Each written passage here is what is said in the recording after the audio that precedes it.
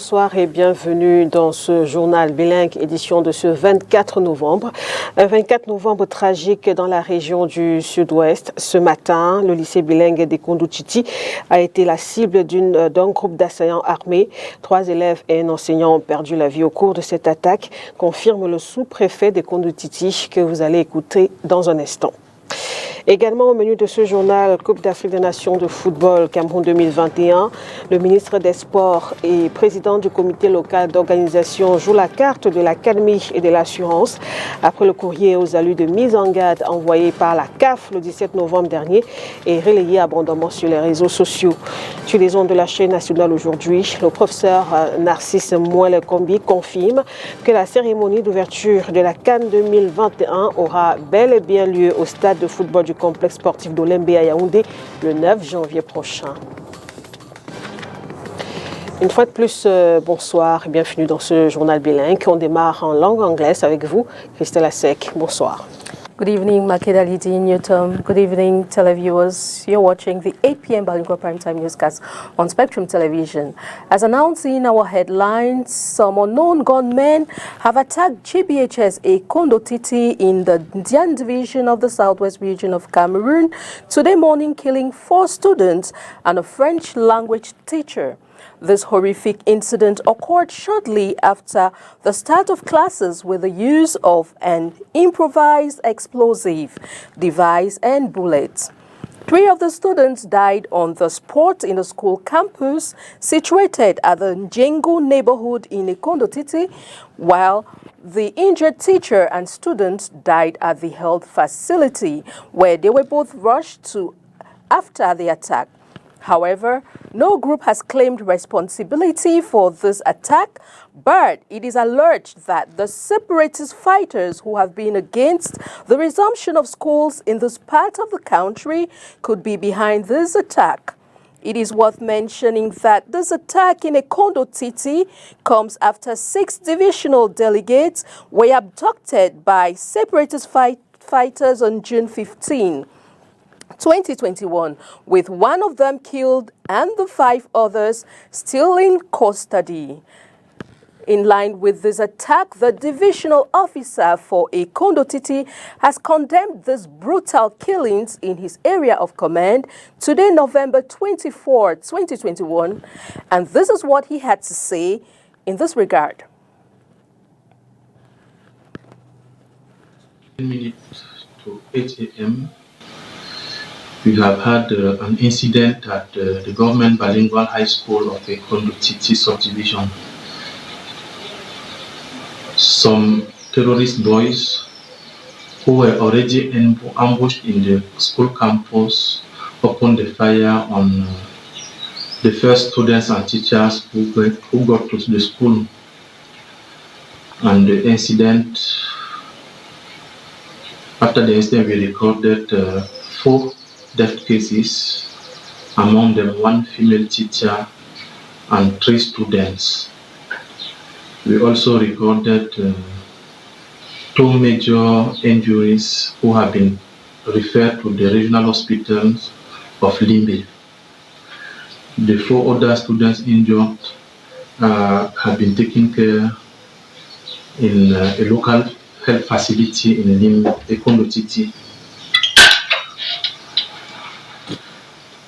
After the incident, we have deployed our security forces, defense and security forces elements to the field, and they are still working to see if they can get the authors of this barbaric act. Immediately after the incident, I made a tour to the various health facilities where the students injured and the corpses were, and I have taken some disposition.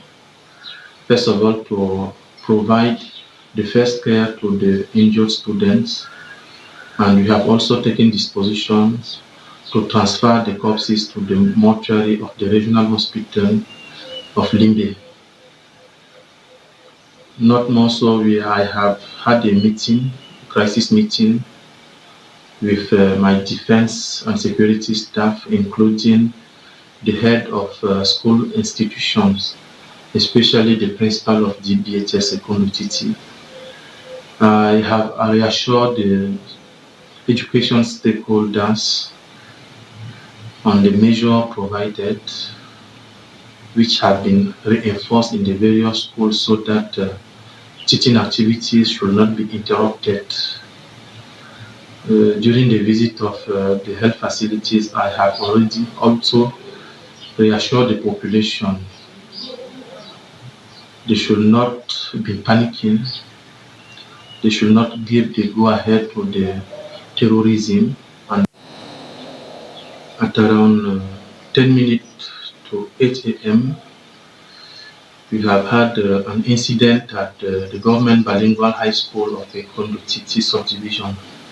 In the meantime, this attack has been strongly condemned by the Ekondo Titi Council Area Conference of Chiefs, known in its acronym as ECAC. The condemnation is contained in a statement signed by its president, His Royal Majesty Nasako Fitzgerald. We continue this news in the French language with you, Makedali Dignotom. Toujours en rapport avec la crise dans les régions du nord-ouest et du sud-ouest au Cameroun. Après 4 années, les pertes financières sont estimées à plus de 400 milliards de francs CFA. L'information est du ministre délégué auprès du ministère de l'économie et de l'aménagement du territoire. Paul Tazon était face aux députés hier. Léla Renganzeu. Aucun Camerounais ne souhaite voir ses frères souffrir de la sorte.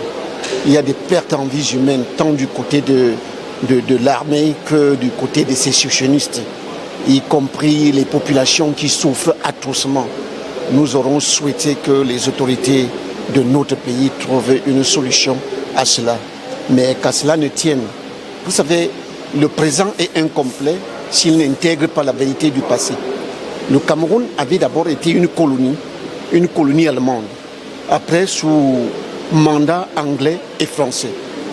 Moi, j'aurais souhaité que la France, l'Angleterre, l'Allemagne, les chefs traditionnels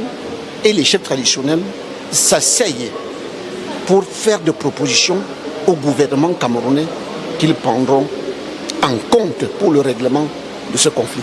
Parce que cette crise ne peut pas se résoudre sans le concours de ces 3 pays qui ont suffisamment connu le Cameroun, comme l'Allemagne, l'Angleterre et la France. De pouvoir se reconstruire.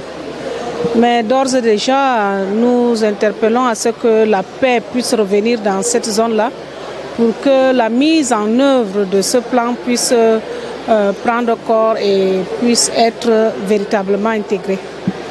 Mais aussi, nous avons constaté dans le programme que la mise en place du plan de l'extrême nord n'a pas été encore bien maturé. Et pour cela que nous interpellons le gouvernement à ce qu'il y ait, parce que la guerre a commencé à l'extrême nord en 2014 et il y a beaucoup de destructions qui ont été faites et c'est l'objectif de l'État de pouvoir réparer ces manquements-là, ces torts qu'ils ont eus. Et nous pensons qu'il faudrait que d'urgence, un plan soit mis en place par le gouvernement en ce qui concerne l'extrême nord. Il est vrai que les organisations internationales ont déjà mis un certain nombre de financements pour encadrer ces populations, pour mettre un peu à niveau ces populations, mais aussi nous interpellons le gouvernement à le faire. C'était plutôt là quelques réactions des députés à la suite de l'exposé de Paul Tazon hier face aux députés, en rapport évidemment avec la crise dans les régions du nord-ouest et du sud-ouest. Dans le reportage, on espère qu'il va suivre de Léla Renganzeu. On va vous proposer quelques moments importants du passage du ministre délégué auprès du ministère de l'économie et de l'aménagement du territoire hier. Il disait tantôt, après 4 années, les pertes financières en rapport avec cette crise sont estimées à plus de 400 milliards de francs CFA. L'information barre la une du quotidien Le Messager ce 24 novembre. Crise anglophone, 421,3 milliards de pertes en 4 ans. Face aux députés ce 23 novembre, le ministre délégué auprès du ministère de l'économie, de la planification et de l'aménagement du territoire a dévoilé des statistiques révélant matériellement l'impact sur l'économie de la crise qui dure depuis 2016. De Paul Tasson, par ailleurs coordonnateur national du plan de reconstruction des régions du Nord-Ouest et du Sud-Ouest, on apprend qu'entre 2017 et 2020, 741 projets d'infrastructures n'ont pas pu être exécutés dans ces deux régions en raison de ce conflit. Et à cause du même conflit, plusieurs infrastructures déjà construites ont été détruites. C'est par exemple le cas des écoles ou même encore des hôpitaux. Sur le plan financier, les recettes fiscales ont elles aussi subi un coup. Alors qu'elles s'élevaient à 24 milliards de francs CFA en 2016, les recettes fiscales et douanières hors Sonara sont tombées à environ 14 milliards de francs CFA en 2019, soit une perte de 41,6%. En ce qui concerne le commerce extérieur, les échanges avec le Nigeria connaissent une baisse de 81%. Ils sont en effet passés de 15,6 milliards en 2016 à 2,9 milliards de francs CFA en 2019. D'ailleurs, même la production des biens locaux a connu une chute. Cacao, riz paddy, huile de palme, bananes. En 2019, les branches les plus affectées par cette crise sont l'agriculture industrielle, le transport, le tourisme et le commerce. En présentant ces statistiques, le coordonnateur national du plan de reconstruction des deux régions anglophones a également souligné l'impact du faible niveau de mobilisation financière de ce plan, dont le budget estimatif est de 89 milliards de francs CFA. Sans toutes les finances prévues, le risque que les attentes des populations ne soient pas totalement comblées est grand. Notons qu'à date, l'enveloppe globale déjà mobilisée s'élève à 11,6 milliards de francs CFA. Toujours en politique, nous vous proposons maintenant de suivre ce reportage d'Olivier Bouzique à rapport avec la coalition du Mouvement pour la Renaissance du Cameroun, MRC. Nous avons été surpris ce matin de recevoir un document provenant du sous-préfet qui disait que nous étions en train de marcher sur les plates-bandes de l'ingérence dans les matières législatives. Et nous sommes bien évidemment autant surpris que vous parce que nous étions engagés et nous allons le faire parce que nous ne comptons pas être détournés de l'intérêt de présenter un code électoral amendé consensuel. Nous pensons que avec la Constitution du Cameroun, le code électoral doit être modifié. Et pour le moment, nous sommes entendus pour vous confier ce document. Ce n'est qu'un bout de l'iceberg, si vous voulez me permettre l'expression. Ce n'est qu'une proposition. Et nous ne pouvons pas continuer dans notre pays à être traités comme tels, voyez-vous, des hommes et des femmes responsables, des élus du peuple, à nos grades respectifs de leaders des partis politiques que nous sommes, que nous soyons contraints à vous recevoir de cette façon dehors, ayant depuis le 4 novembre déposé une déclaration en bonne et due forme dans laquelle nous avions exprimé notre volonté de présenter ce travail qui, depuis le début, avait été annoncé comme tel, comme étant un travail consensuel. Et nous avions dit que nous allions présenter au gouvernement ce travail. Et ce que nous avons fait, parce que ce matin, une copie a été déposée à la présidence de la République. Et je pense que l'opinion publique nationale et internationale va nous prendre à témoin aujourd'hui pour comprendre que le Cameroun est descendu au plus bas de son échelle. C'était là quelques précisions de Patricia Ndamjoya en rapport évidemment avec la coalition des partis politiques de l'opposition qui travaillent sur la réforme du code électoral et ces partis dont vient de rendre leur copie. On parle d'autre chose dans ce journal. Les prix des denrées alimentaires ne cessent d'augmenter dans les espaces marchands de la ville de Douala notamment. Du côté du marché Nuderdo dans le le premier arrondissement, les consommateurs et les commerçants assistent impuissants à cette inflation. Inès Pangan. Marché Nudaido dans le premier arrondissement de Douala, commerçants et clients sont aux abois. Les prix des denrées alimentaires ne cessent d'augmenter. Une flambée qui concerne désormais les produits qui auparavant connaissaient une certaine stabilité. Quand aujourd'hui nous achetons peut-être le carré de tomates à 8 000 francs et que le lendemain nous venons encore acheter, il nous dit 10 000 francs, 12 000, ça nous donnait vraiment une pièce justificative. Maintenant, les vendeurs, nous n'avons pas le choix. Nous sommes obligés de payer pour venir revendre.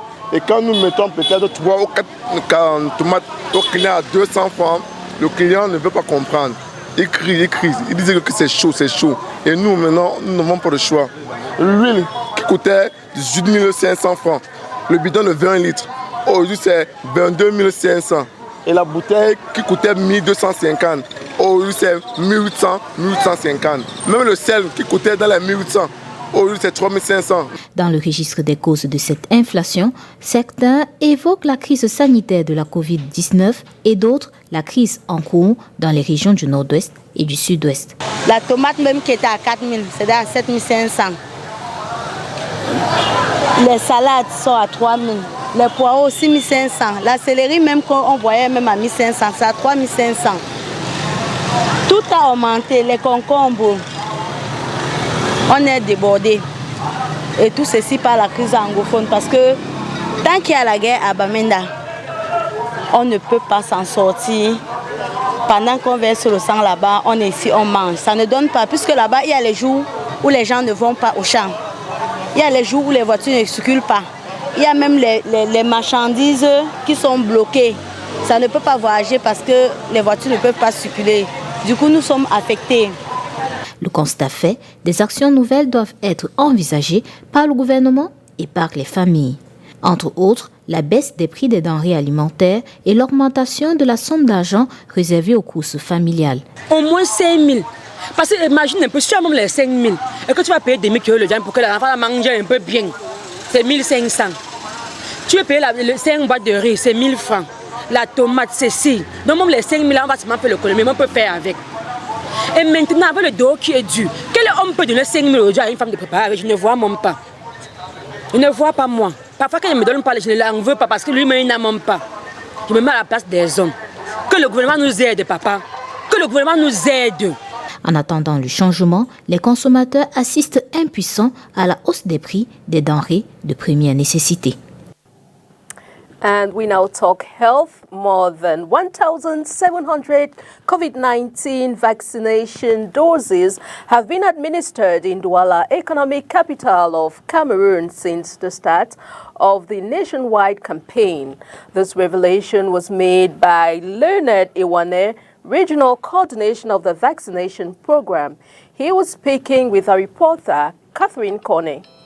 As the third phase of the intensification campaign against the COVID-19 pandemic continues, the overall statistics of those vaccinated in the littoral region, according to the Regional Coordinator of Vaccination Program, cannot be mentioned. It's important to mention that before this campaign, I think the littoral region almost have administered about 58,000 doses of vaccines against COVID. But during the campaign, I think we administered almost 17,000 doses of vaccine. But that is under-reporting because we have not collected all the data. You know, when the campaign is going on, you collect the data on a daily basis. But what happens is that, you know, all the accredited centers are not found in Douala. Some are found in districts that are far away, some in some rural areas, hard-to-reach areas. So you see, before you get all those statistics, it takes some time. But I think before the end of the week, we must have gotten all the statistics. He says rough estimation from this campaign shows that 17,000 doses of the vaccines have been administered so far. So what I can say for now is that we have around 17,000 doses already administered during this campaign. And that brings us to approximately 70,000 doses of vaccine already administered within the littoral region. I think there has been an improvement because, you know, after the first campaign, we're just around the neighborhood of 11,000. After the second campaign, were just around the neighborhood of 25,000. It means a lot of work has been done. So I know, apart from the health actors who are communicating on a daily basis, I think the media have also done their work. And that's why we find more and more people coming to get their vaccine. Leonard Ewane encouraged the population in the littoral region to get vaccinated, as it is the only way to eradicate the global pandemic. Up to this level, although the performances have increased, we still need to vaccinate more because we need to reach a threshold that majority of the population will be able to get that vaccine. It's only by doing that that we'll be able to kick COVID out of Cameroon, out of the littoral region. It is worth noting that the nationwide vaccination campaign, launched on November 17, 2021, will end on November 28, as persons aged 18 and above are urged to get vaccinated. From health, we now move on to this human interest story.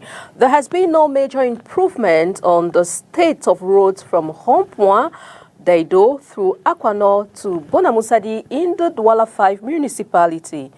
This at a time when Cameroon in a few weeks will be hosting the African Cup of Nations. Josephine Benzi takes us through an update of the state of these roads.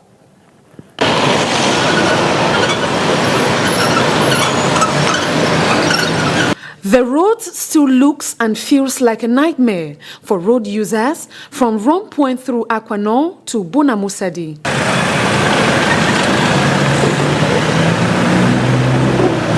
Being the leading cause of traffic in the morning hours while going to work and school and in the evenings, potholes make accessibility almost an impossibility for city dwellers.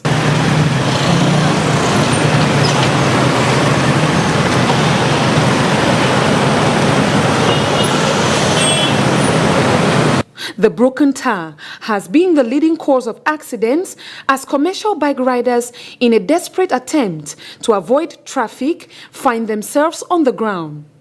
Avoiding the large chunks causes disorder as commercial bike riders use the roads based on instincts.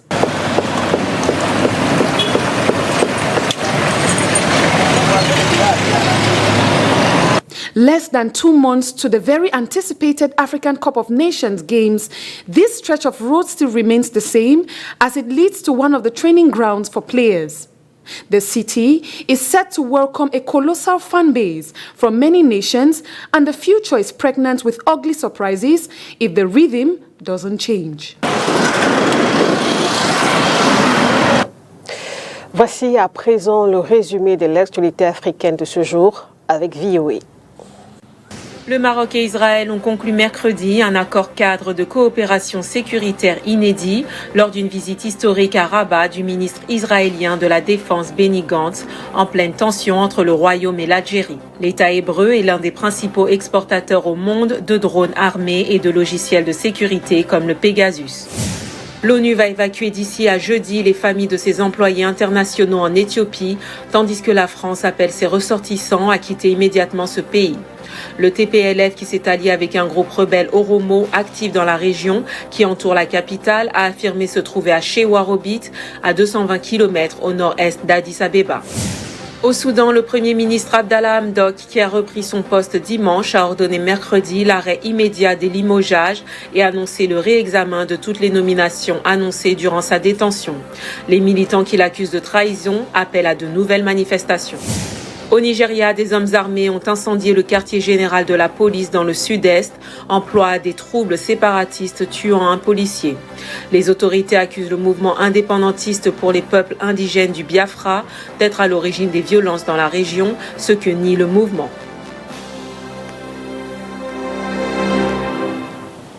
Parlons à présent de sport et notamment du football. Pas de panique. L'ouverture de la Coupe d'Afrique des Nations Cameroun 2021 aura bel et bien lieu au complexe sportif de Japoma à Yaoundé, d'Olembe à Yaoundé. L'annonce est du professeur Narcisse Mouelekombi. Le ministre des Sports, également président du comité local d'organisation, s'est exprimé ce jour au journal des 13h sur les antennes de la CRTV. Une sortie qui fait suite au courrier du secrétaire général de la CAF, abondamment relayé sur les réseaux sociaux. Oriane Donquin. Tout doit être prêt au complexe sportif d'Olembe d'ici le 30 novembre 2021. À l'injonction de la CAF, la réponse du COCAN. Je voudrais rassurer l'opinion concernant particulièrement Olembe, où une fois de plus, je vais me rendre tout à l'heure en tant que maître d'ouvrage, que le délai contractuel de livraison de ce complexe est fixé au 30 novembre. Et qu'au 30 novembre, au rythme où vont les travaux, j'ai consulté le rétro-planning tout à l'heure. Mes experts collaborateurs qui suivent techniquement le chantier m'ont d'ailleurs signalé que nous sommes en avance d'un jour sur ce rétro-planning. Nous sommes sur la bonne lancée et le complexe sportif d'Olembe sera bel et bien prêt pour l'accueil de la cérémonie solennelle d'ouverture de la CAN Total Énergie le 9 janvier prochain. On ne saurait d'ailleurs imaginer cette cérémonie ailleurs. Le professeur Narcisse Mouele-Kombi, ministre des Sports et de l'Éducation physique et président du COCAN, interviewé le 24 novembre 2021 par nos confrères de la chaîne nationale, n'a pas manqué de présenter les atouts, tout au moins sportifs, du Cameroun. Toutes les localités, pas seulement Yaoundé, qui aura à accueillir à Olembe, la poule A, où est logée notre sélection nationale, les Lions Indomptables, au stade Amadou Ahidjo en Fandena, où nous avons accueilli la cérémonie d'ouverture et la cérémonie de clôture du CHAN tout récemment. Dans les autres sites, à Japoma, où nous avons eu un magnifique match Cameroun contre Côte d'Ivoire, tout récemment avec 25 000 spectateurs. À Garoua, au Rumde Adja, à Tan, à Bafoussam, avec Kwekong, à Limbe, Bweya, qui a aussi accueilli avec panache, dans le calme et dans la sérénité, le CHAN. Le Cameroun est et sera prêt. Donc je voudrais dire qu'il n'y a pas matière à panique. Pour le ministre des Sports, le courrier du secrétaire général de la CAF arrive à contre-temps. La correspondance que vous évoquez du 17 dernier de la CAF, pour nous, cette correspondance est en retard, et en décalage et en déphasage par rapport à la réalité concrète sur le terrain. Toutes les dispositions sont prises afin que l'entière fonctionnalité, la pleine opérationnalité de cette infrastructure sportive soit réalisée, soit attestée, soit homologuée. Avant cette sortie médiatique, Narcisse Mouele-Kombi, dans un courrier rendu public ce mardi 23 novembre 2021, a apporté des réponses aux inquiétudes relevées. Ici, on peut retenir que le gouvernement camerounais ne peut en aucun cas accepter l'hypothèse de la délocalisation de la cérémonie d'ouverture. Toutes les dispositions utiles et nécessaires ont été prises pour que le stade d'Olembe, qui a déjà accueilli un match, notamment le 3 septembre dernier, soit en état complet de disponibilité et de fonctionnalité. Il faut tout de même préciser qu'une mission de haut niveau est dépêchée au Caire en Égypte pour rencontrer les responsables de la CAF. C'est la fin de ce journal bilingue. Mesdames, Messieurs, merci de votre attention.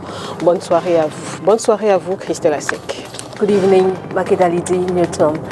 It was a pleasure being your company. See you tomorrow, God willing, for another edition of the 8 p.m. Primetime Newscast on Spectrum Television. Bye-bye.